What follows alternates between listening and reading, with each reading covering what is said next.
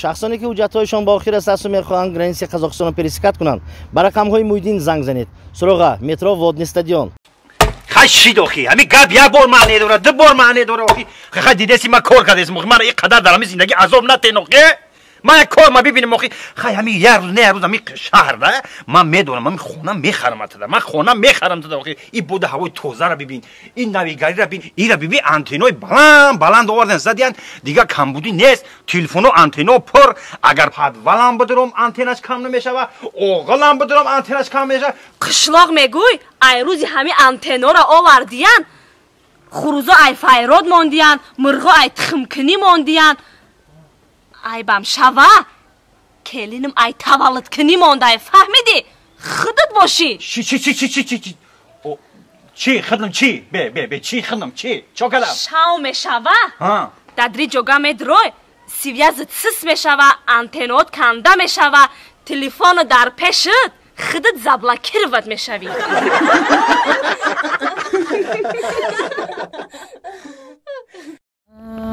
السلام علیکم. سلام علیکم. آقای سعدی نازی رحمت شما نازی. سراسیمه ای کجا رفته سیاکا؟ اویا کاسه بیلیت گیری رفته سام خودی بچه راسیا میرم. درمی هفته گرم. کچکو کنیم زندگیه. برادر روز همی کارش مرا من در همیشه حل میکنم آقا. نه. خیلی آقا. اینه با همین اویا کاسه شاهنوزه در اومده در واسه پیش نویسه آقا کارش مرا حل میکنه آقا. و با مرا بر وقت بگی چو میکنه؟ تمامی نمودی بلیت ها ارزان. شما هم دوستان عزیز از خانه نبر اومده با واتساپ انمی شاهنوزه نویسته با شما بلیت های ارزان دسترس می‌نماید. راهی سفید. دوستان عزیز ما در شهر تاشکند تشریف آوردیم حضور داریم راستی گپ ما در مهمانی یک برادر قدردان که توجیکی خودمون در شهر تاشکند زندگی میکنه ما رو با مهمانی دعوت کردن. بله باور کنید ایدین شوق خپیدن که التماس کردن یک بار همین خانه ما بیاید ما بسیار مخلص شما هستیم این روز مناسب باشه مهمون همین شخص هستیم خدا خواه میرم یک جای ایتن همه شما همین تاجیک خمونا با سلام میرسونم آباد باشه دوستان عزیز یک جای نوری ما رو تماشا میکنید آمین رب انزلین انزلان مبارک انت خیر المنزلین خدام مهمان در این خاندان مبارک گردان فیض برکت بیزان بلا از این خاندان دور گردان ربنا آتنا فی الدنیا حسنه و فی الاخره حسنه دوستان عزیز اوش تاشکند اوش معلومه که اوش بهتره تعریف بده آراش هم اوشی تاشکند هم اوشی توجیکی که دیگه ناپامو بسیار خلق مهمون نواز بله مهمون دوست بهترین مهمون نواز